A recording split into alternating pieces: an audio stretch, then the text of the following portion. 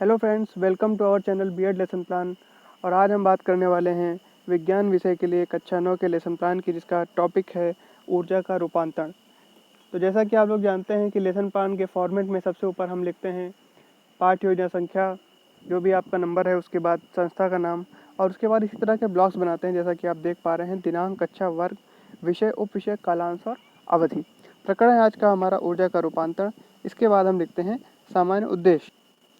तो सामान्य उद्देश्य में लिखेंगे छात्रों में वैज्ञानिक दृष्टिकोण का विकास करना, छात्रों में अन्वेषण शक्ति का विकास करना, छात्रों में विज्ञान की उपयोगिता को समझाना, छात्रों में विज्ञान के प्रति रुचि का विकास करना, छात्रों की मानसिक तर्क शक्ति का विकास करना, छात्रों को विज्ञान के तथ्यों नियमों का ज्ञान कराना। ये होंगे हमारे सामान्य उद्देश्य।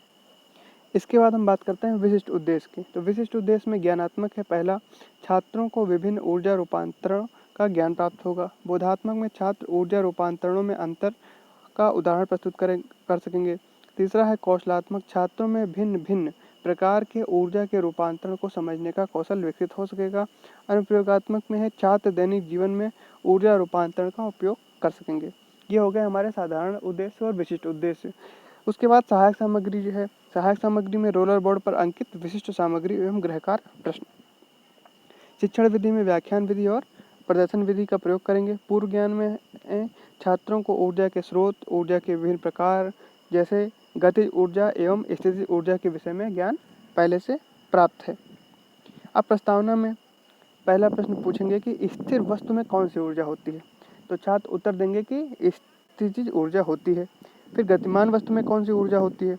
तो छात्र उत्तर देंगे कि गतिज ऊर्जा होती है। फिर तीसरा प्रश्न पूछेंगे कि छत पर टंकी में भरे पानी में कौन सी ऊर्जा होती है। तो छात्र उत्तर देंगे कि स्थितिज ऊर्जा होती है, क्योंकि टंकी की स्थिति एक ऊंचाई पर है, इसलिए उसमें स्थितिज ऊर्जा होती है। फिर चौथा प्रश्न पूछेंगे कि गतिमान वस्तु का स्थिर अवस्था में आना क्या कहलाता है। तो ये समस्यात्मक प्रश्न बन जाएगा और यहीं से हम अपना उद्देश्य कथन प्राप्त करेंगे। तो उद्देश्य कथन में क्या लिखेंगे कि छात्रों, आज हम ऊर्जा के रूपांतरण के विषय में अध्ययन करेंगे। उसके बाद 5 ब्लॉक्स बनाएंगे, जिसमें प्रस्तुतिकरण, शिक्षण बिंदु, छात्राध्यापक क्रियाएं, छात्र क्रियाएं एवं श्यामपट्ट कार्य लिखेंगे। तो शिक्षण बिंदु में ऊर्जा के रूपांतरण की अवधारणा, छात्राध्यापक क्रियाओं में पुस्तक की ओर निर्देशित करते हुए हम पूछेंगे, मतलब छात्राध्यापक पूछेगा कि यह पुस्तक किस अवस्था में है। तो छात्र उत्तर देंगे कि यह एक स्थिर अवस्था में है। अब नीचे गिरने पर पुस्तक किस अवस्था में होगी। तो जब एक ऊंचाई से पुस्तक को छोड़ देंगे तो किस अवस्था में होगी, इस प्रकार का प्रश्न पूछेंगे। तो छात्र उत्तर देंगे कि गतिमान अवस्था में होगी। फिर अगला प्रश्न पूछेंगे कि गिरने पर पुस्तक किस अवस्था में होगी, यानी कि जब पुस्तक छोड़ेंगे वो एक ऊंचाई से और जब जमीन पर गिर जाएगी तो किस अवस्था में होगी। तो छात्र उत्तर देंगे कि पुनः स्थिर अवस्था में होगी। तो फिर अगला प्रश्न पूछेंगे कि इस क्रिया से क्या पता चलता है। तो छात्र उत्तर देने का प्रयास करेंगे, तो इसको स्पष्ट करेंगे, इसको छात्राध्यापक कथन के द्वारा, कि इसका अर्थ है कि स्थितिज ऊर्जा गतिज ऊर्जा में तथा गतिज ऊर्जा स्थितिज ऊर्जा में बदलती रहती है। छात्र क्रियाओं में लिखेंगे कि छात्र ध्यानपूर्वक सुनते हैं। अब है यांत्रिक ऊर्जा का रूपांतरण। अब इसमें लिखेंगे छात्राध्यापक क्रियाओं में कि दोनों हाथों की हथेलियों को आपस में रगड़ने पर क्या अनुभव प्राप्त होता है। तो छात्र उत्तर देंगे कि हथेलियाँ गर्म हो जाती हैं। दूसरा प्रश्न पूछेंगे कि दो पत्थरों को रगड़ने पर क्या होता है। तो छात्र उत्तर देंगे कि चिंगारी निकलती है और या पत्थर गर्म हो जाता है। फिर अगला प्रश्न करेंगे कि जल विद्युत संयंत्र में झरने से पानी गिरने पर बिजली कैसे उत्पन्न हो जाती है। तो छात्रों को इसका उत्तर नहीं मालूम होगा, या मालूम होगा तो संपूर्ण उत्तर नहीं मालूम होगा, इसलिए लिखेंगे कि छात्र उत्तर देने का प्रयास करते हैं। तो छात्राध्यापक कथन में क्या लिखेंगे कि इन उपरोक्त तथ्यों एवं उदाहरणों से स्पष्ट है कि यांत्रिक ऊर्जा प्रकाश ऊर्जा, ध्वनि ऊर्जा तथा विद्युत ऊर्जा में रूपांतरित की जा सकती है। तो छात्र यहाँ पर ध्यानपूर्वक सुनेंगे। अब विद्युत ऊर्जा का विभिन्न प्रकार की ऊर्जा में रूपांतरण। अब बिजली की मोटर किस ऊर्जा से चलती है। तो ये सबको मालूम होगा कि बिजली की मोटर है, तो पहले ही नाम में बिजली की मोटर है तो विद्युत ऊर्जा से चलेगी। फिर हीटर किस ऊर्जा से चलता है। तो सब जानते हैं हीटर जो है वो विद्युत ऊर्जा से चलता है। हीटर से किस प्रकार की ऊर्जा निकलती है।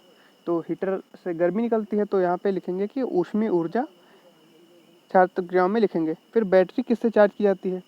तो इसमें छात्र उत्तर देंगे कि विद्युत ऊर्जा से बैटरी को चार्ज किया जाता है। फिर प्रश्न पूछेंगे कि इन तथ्यों से क्या निष्कर्ष निकलता है।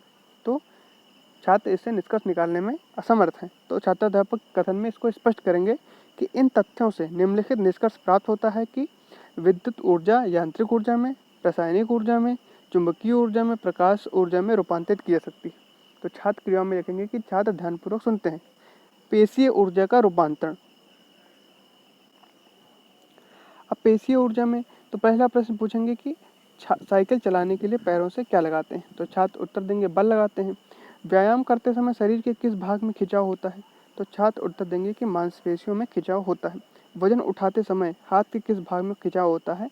तो छात्र उत्तर देंगे कि मांसपेशियों में खिंचाव होता है। फिर अगला प्रश्न कि यह सभी किस प्रकार की ऊर्जा के उदाहरण हैं।